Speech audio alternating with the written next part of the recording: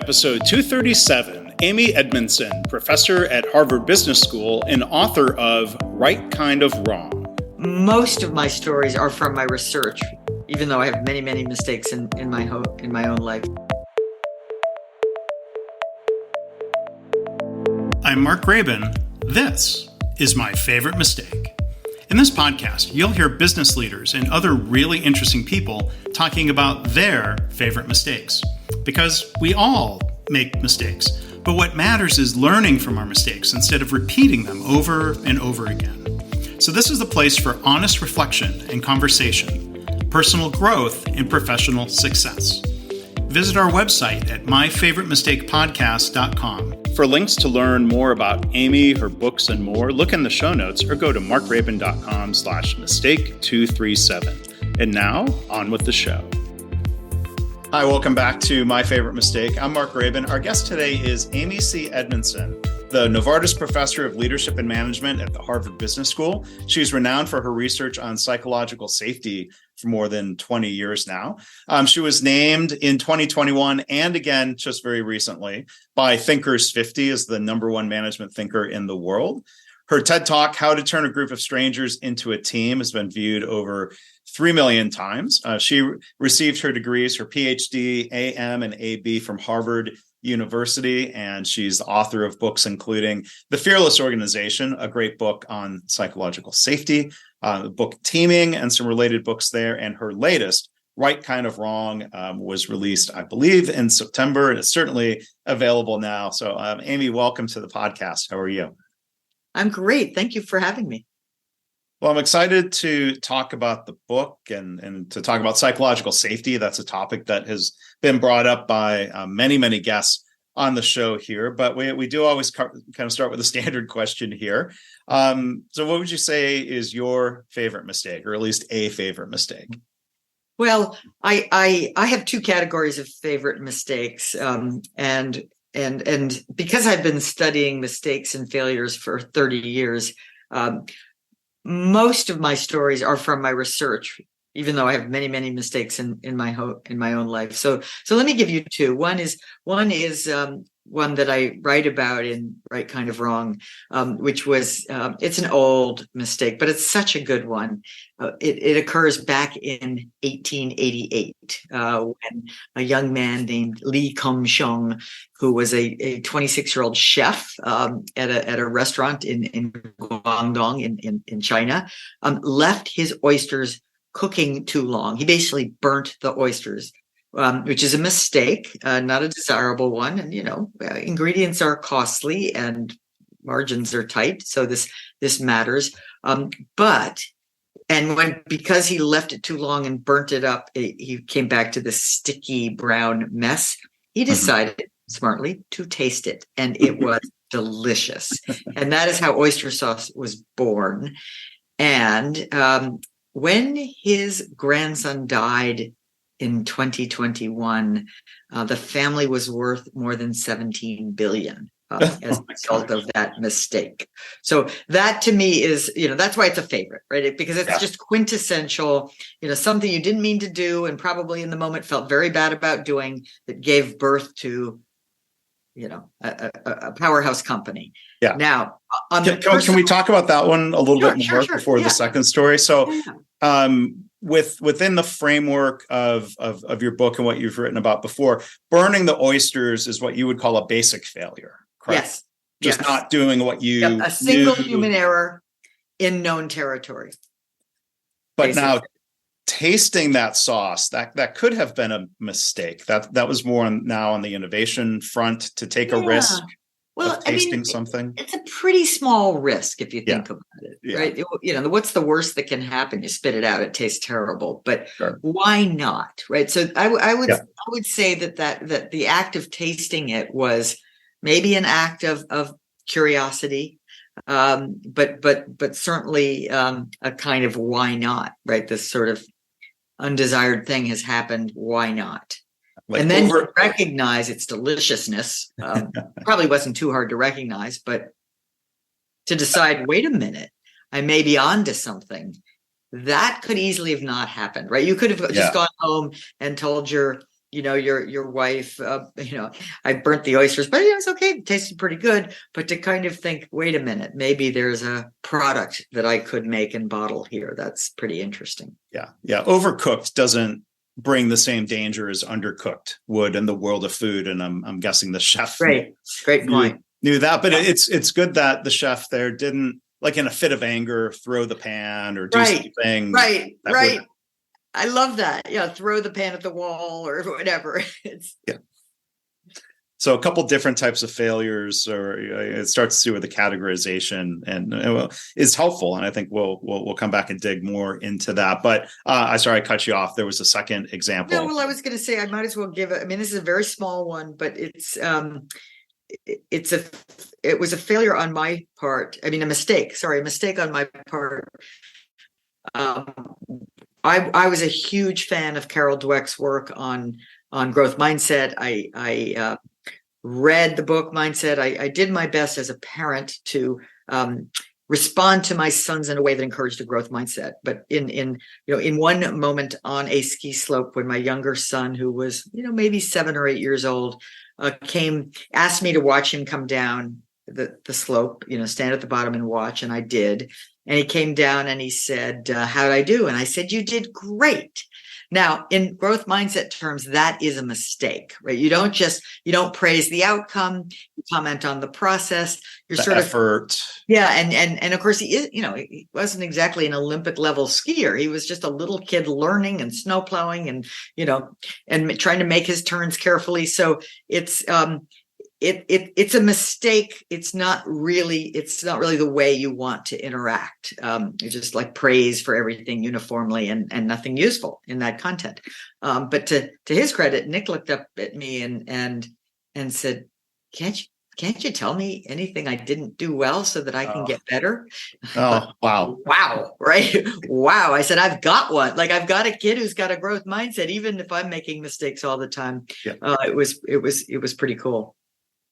Now, like from that moment, did that help you? I mean, we all slip up, right? We can learn something and we can know something is a mistake and we might still repeat it. But did that moment help you be more mindful about not repeating that small parenting mistake? Yes, it did. I mean, I was so flabbergasted by his insight to understand that wasn't helpful to him, that it absolutely led me to be more thoughtful and more conscious about, so I really would discipline myself to comment on process. And I, really like how you're approaching this problem set, not, oh, aren't you smart? That you're solving that difficult problem so darn quickly.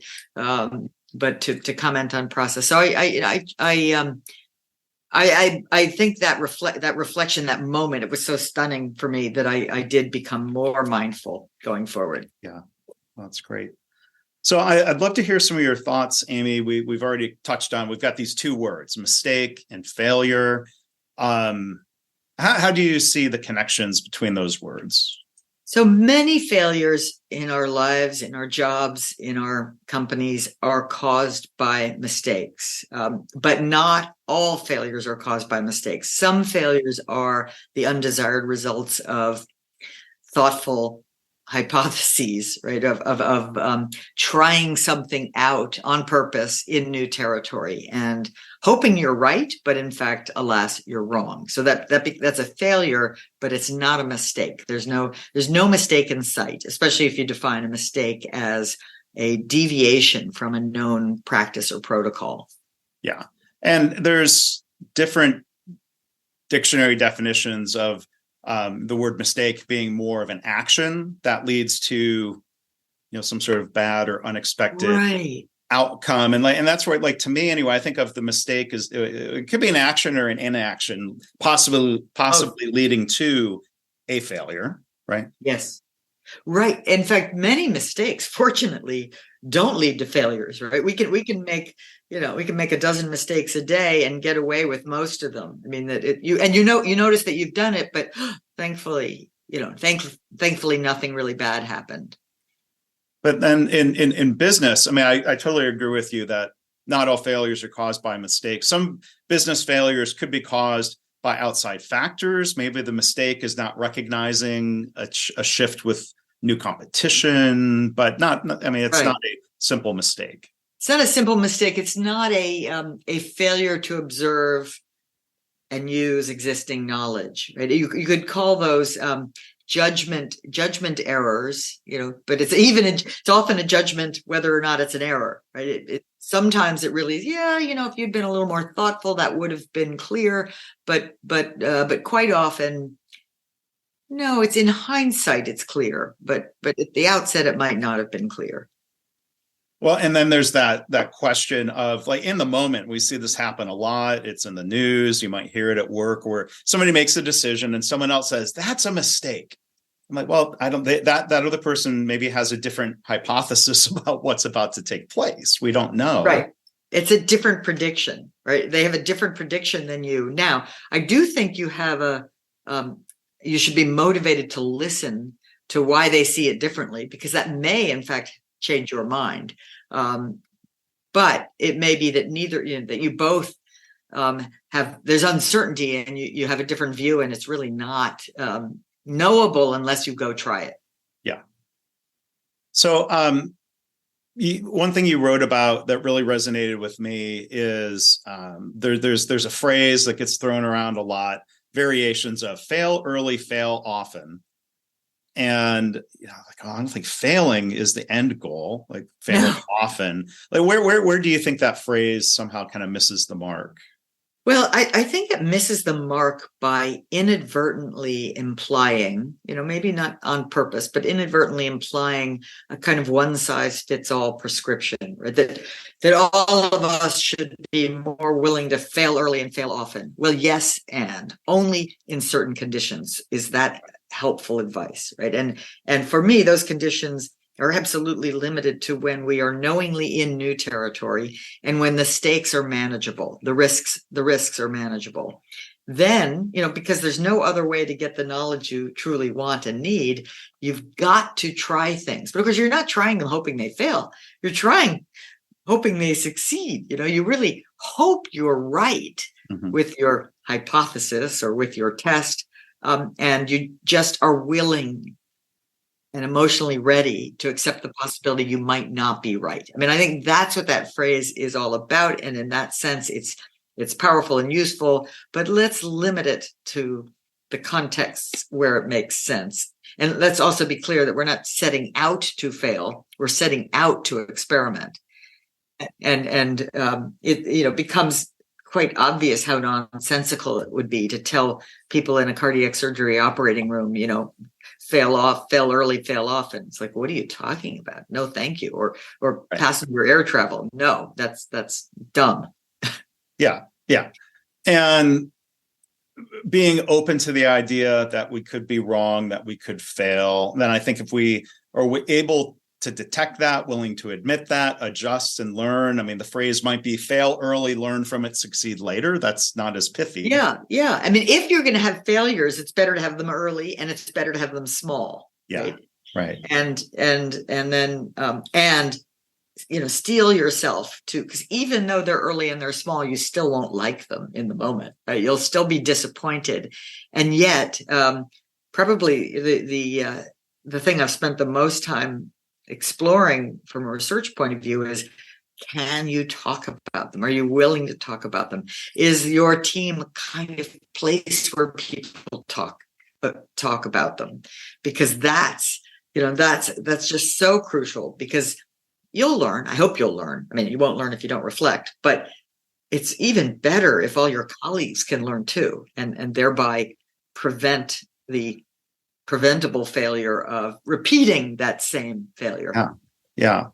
And there's a lot of different directions this conversation can go from here, but maybe let's touch on psychological safety.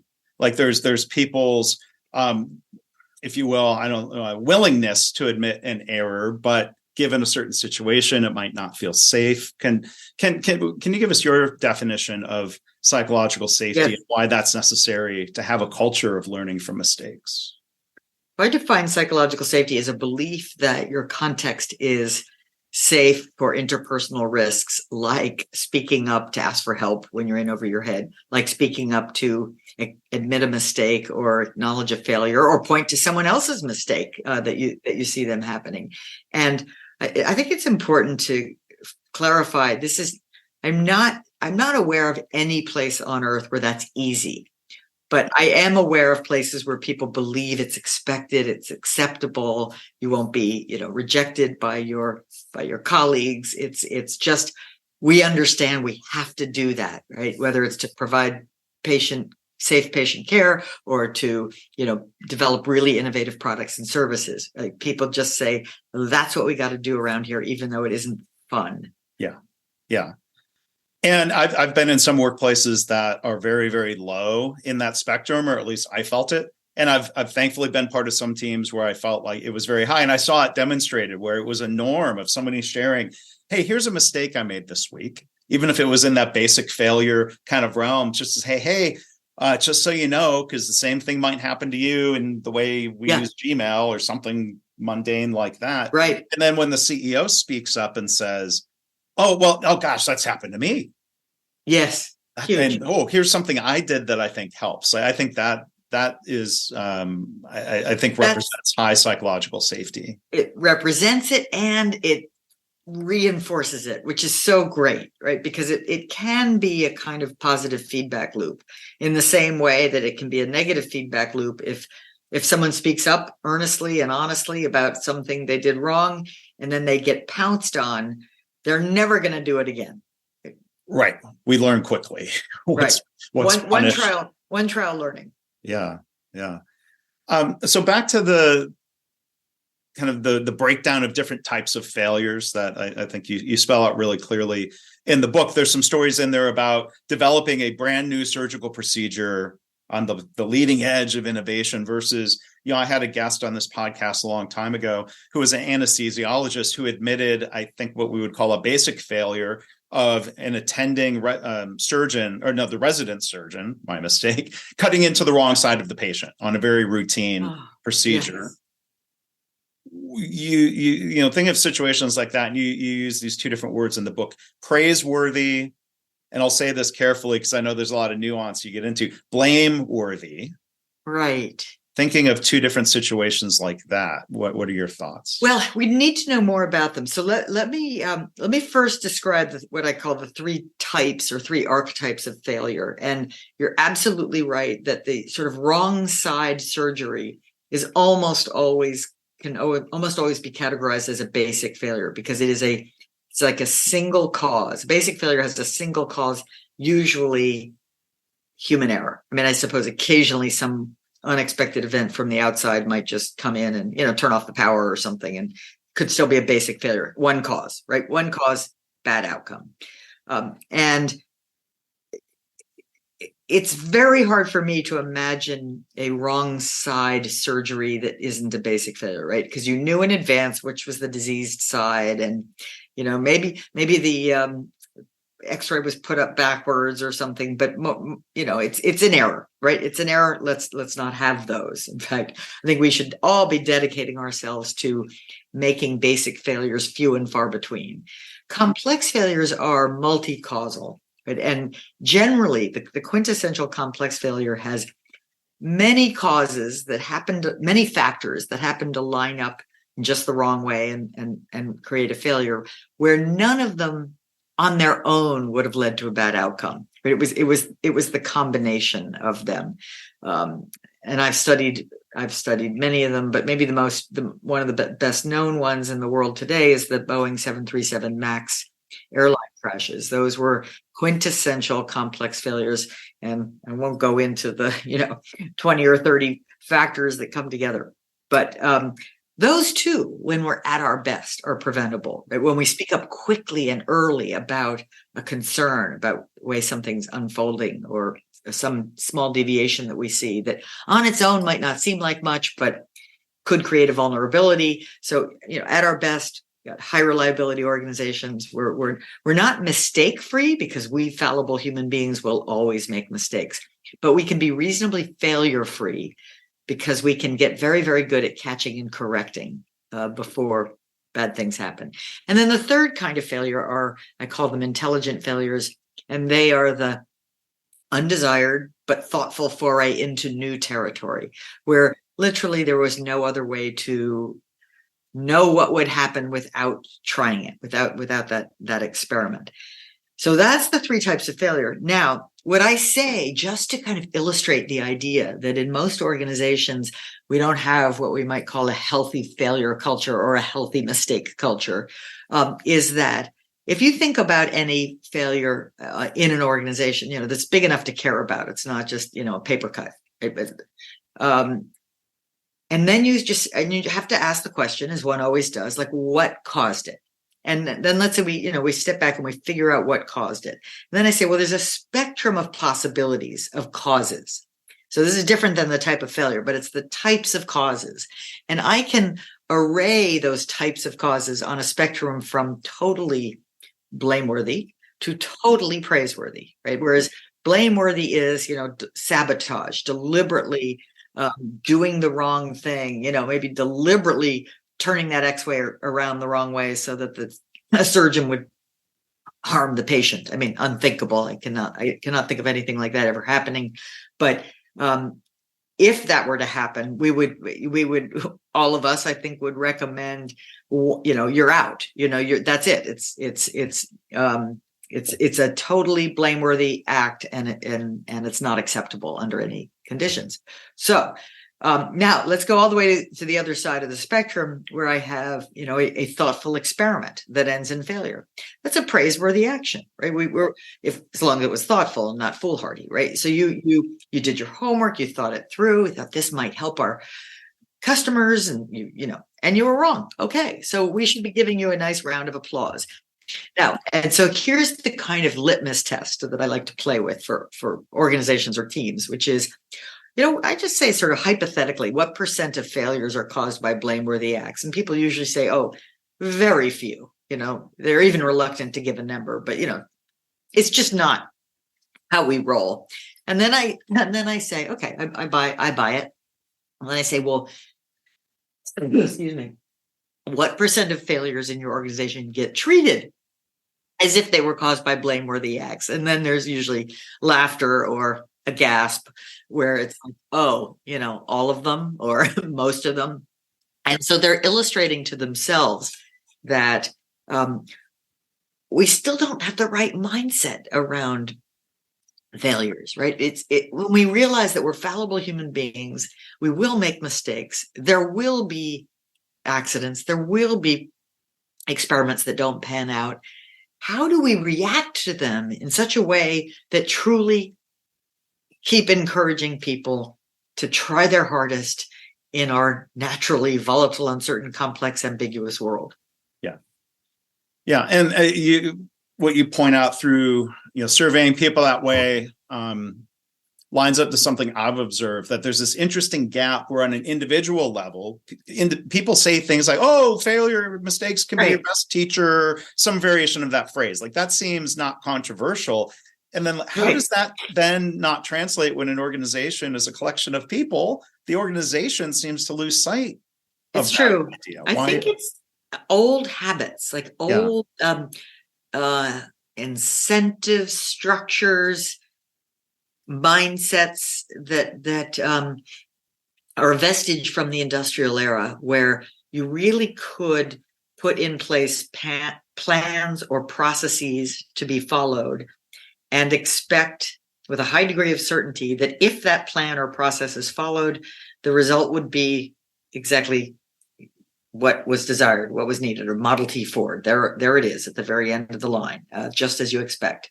And if you don't get that Model T at the end of the line, then that means somebody somewhere didn't do what they were told. And it's just laughable, to think about how few of our work environments in the 21st century fit into that kind of, sort of predictable space. And yet our habits are holding on tight, our habits and our mindsets. Yeah. And then, one of those old habits or mindsets that I still run across. I mean, so earlier we talked about people who might be, I don't know, almost flippant about failure. Like, oh, fail early, fail often. Yeah. But they're being reckless. They're not doing thoughtful experiments, as you're pointing out. Like that, and it's not guaranteed that failure leads to learning either, right? So people can just say, hey, who cares? We're going to go try because we'll fail early, fail often. They might go That's sloppy and wasteful, right? So if you have a failure and you don't learn from it, I think that's just waste. Because you've made this investment, you've bought this thing, but now use it, right? Use your investment to inform your future, and help. Yeah, go and forward. then there's that second cause of waste, I guess, when leaders are super negative about mistakes. They'll say things like failure is not an option. They'll demand perfection. Right. I've heard leaders say things like, well, when people make mistakes, I mean, we have to punish them. Otherwise we're giving permission for more. And that's always like, my head is not literally exploded from that, but. Right. But it's quite illogical because in fact, it's not only illogical, it's counterproductive. It's illogical because you're assuming that people make mistakes, because they're not trying hard enough. They're not motivated to avoid them. And it's counterproductive because when you take that stance, you don't make humans suddenly perfect. What happens is you just increase dramatically the chances that you won't hear the truth anymore, right? And that isn't a good outcome. And we see, and you quoted the late great W. Edwards Deming in the book, and there's famous stories going back to Deming's days of plant managers demanding 0 injuries, and we were going to give a prize if we have 0 injuries, and people just stopped reporting the obvious visible injuries that had occurred. Right. But then in your work around psychological safety, there are things that we can do, even in a healthcare setting, to help people feel safe. Not just that they're speaking up, but they're actually being heard and that it's leading to improvement. Can you share some thoughts on like trying to shift that culture to one where there are more reports? Right. In fact, my initial interest in and sort of discovery of differences in psychological safety came from a study of medication errors. And what I stumbled into by accident, without looking for this, was phenomenal differences, substantial differences in reporting behavior, sort of the willingness to report the things that went wrong. And that sort of struck me as quite interesting, right? Because if people can't report, then we, collectively, their teams, their organizations can't learn. And that's risky, it seemed to me. So then I wanted to understand, well, what would make it possible for people over here, one part of an organization, to willingly speak up with these interpersonally threatening messages, whereas another part of the organization, like, no way, no how. It's easy to understand the implications, but what were the factors that explained that? Because they have the same senior leadership, they have the same kind of culture and education and so on, but there's this difference. And ultimately, it became clear to me that it's the sort of local leadership, right? It's the leaders in the middle. It's the middle managers, the branch managers, the unit managers, right? The people in the middle who are kind of the operational leaders for where the work is happening, whether that work is R&D or care delivery or other forms of execution, and how they show up and how they respond to honesty it makes all the difference. And it creates, the possibility of teams that can learn from their own experiences versus ones that really, maybe individuals might be learning, but the teams are not learning. And to me, that's a risk factor. Yeah. And I see, I don't know, somewhere I either shake my head or roll my eyes sometimes. I hear a lot of admonitions for, we need a speak up culture. And it's blaming the employee. Whoops, no, I caught you during a sip. Sorry. No, that's okay. But I'm like, maybe we should frame it as a listen up culture. Like we need more listening. Absolutely. I mean, I obviously both matter, but a speak up culture, you're right. It puts the onus. It sounds like it puts the onus on the employee. And really what we need is a learning culture, right? A culture that realizes that each and every day we have a lot we can learn from each other, from our clients, from the world. Like we're just approaching it like sponges. Like, what am I, almost selfishly, what am I missing? I got to ask Mark what he sees, because I'm sure I'm missing something that he sees. And then that is both like, I'm now motivated to listen to you when you speak up, and then you will find it as a positive experience, and vice versa. Yeah. So I also wanted to ask you, Amy, because you write quite a bit, getting beyond talking about types of failures and causes of failures, but how to learn, because it seems not automatic, not as easy as it sounds. Like, what are some of your thoughts, for example, like striking the balance between reflecting and ruminating? Well, I've had some guests who've come on and shared part of their mistake story was that they dwelled on it too long, instead of being able to reflect in a way that was more focused on learning. What are some tips that you have about that? Yes. And ruminating is such an important and powerful negative force. When you find yourself just going around in circles, and the shame deepens, and and then the loneliness deepens too. So that's clearly not good. And yet we do want to reflect. We don't want to just blithely move on. Oh, that's okay. Mistakes happen. I'm just not going to give it any thought. So I think of reflecting as a profoundly cognitive process that we can train ourselves to engage in it. And it starts with the simple question, what happened? Right? Our brains are leaping to who did it, and am I at fault, and am I bad?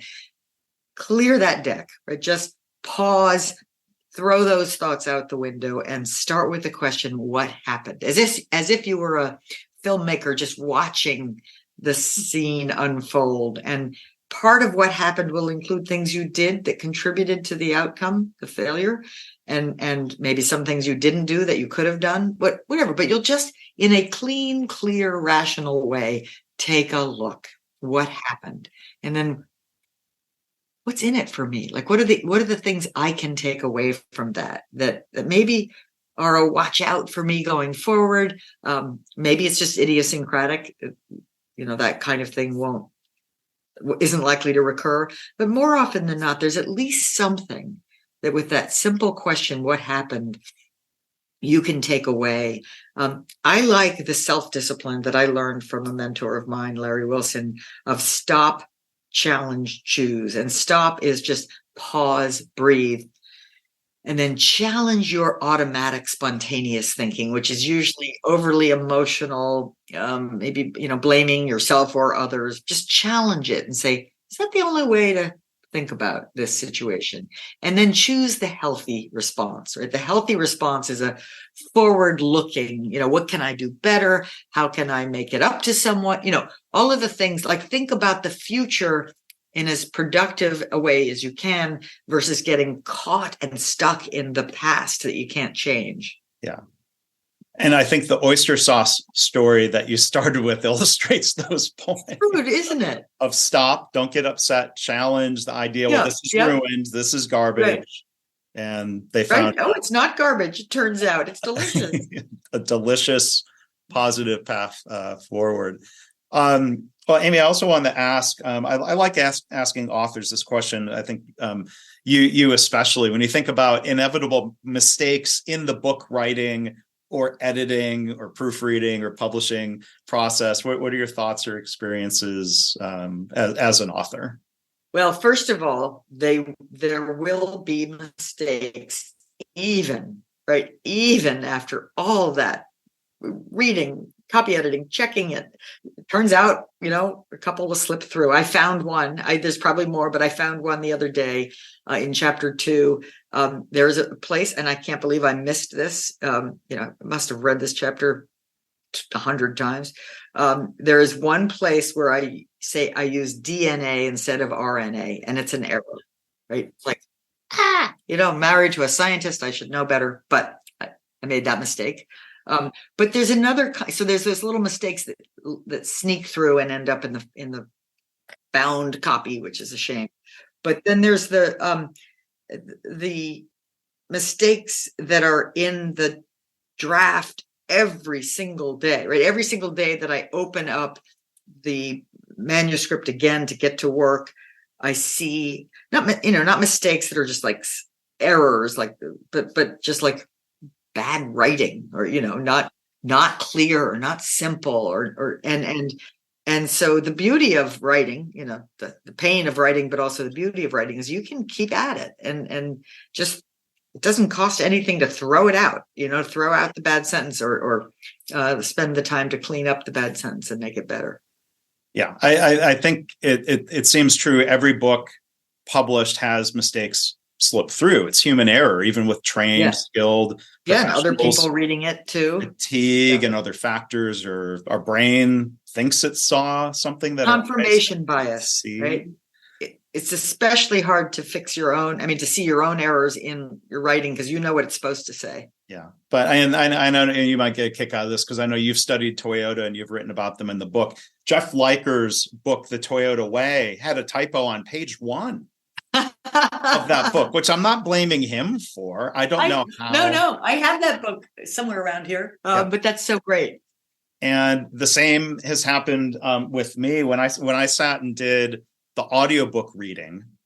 I think I found, as we were going through, either I saw or the audio engineer, I think there was about on average 1 per chapter, and it was little things like just using the number 3 to refer to a chapter instead of spelling out the word. Like there was one place stylistic change slipped through. Those are things that I would sort of call typos. Now, I will admit, and I believe you when you say others like us more when we admit failures.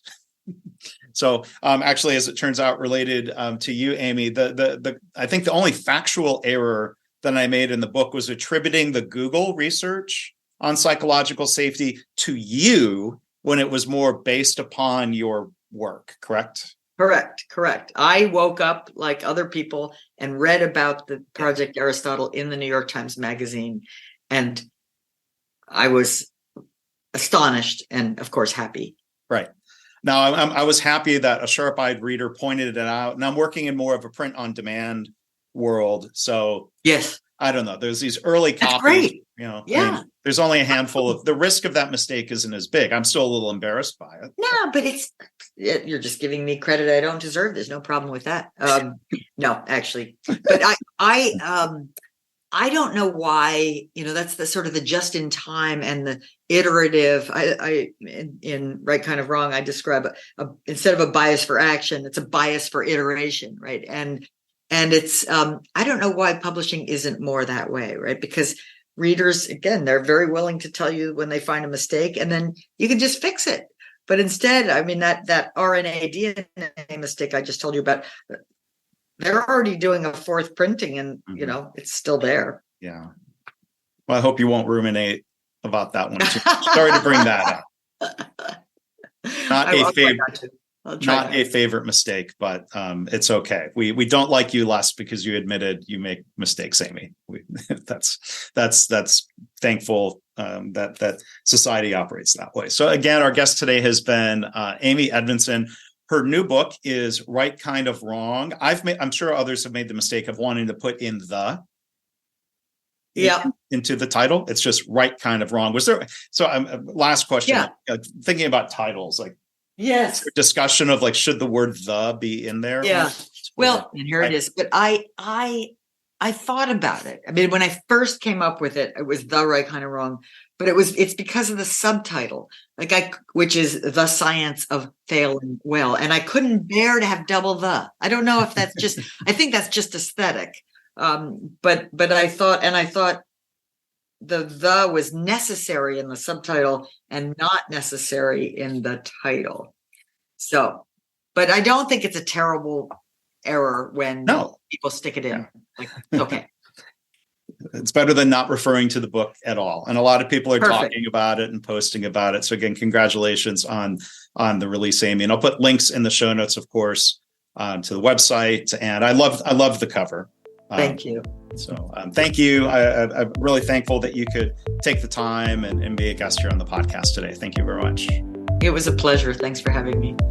Well, thanks again to Amy for being a wonderful guest today. I do encourage you to check out her latest book, Right Kind of Wrong, The Science of Failing Well. Look for links in the show notes or go to markraben.com/mistake237. As always, I want to thank you for listening. I hope this podcast inspires you to reflect on your own mistakes, how you can learn from them or turn them into a positive. I've had listeners tell me they started being more open and honest about mistakes in their work. And they're trying to create a workplace culture where it's safe to speak up about problems, because that leads to more improvement and better business results. If you have feedback or a story to share, you can email me, myfavoritemistakepodcast@gmail.com. And again, our website is myfavoritemistakepodcast.com.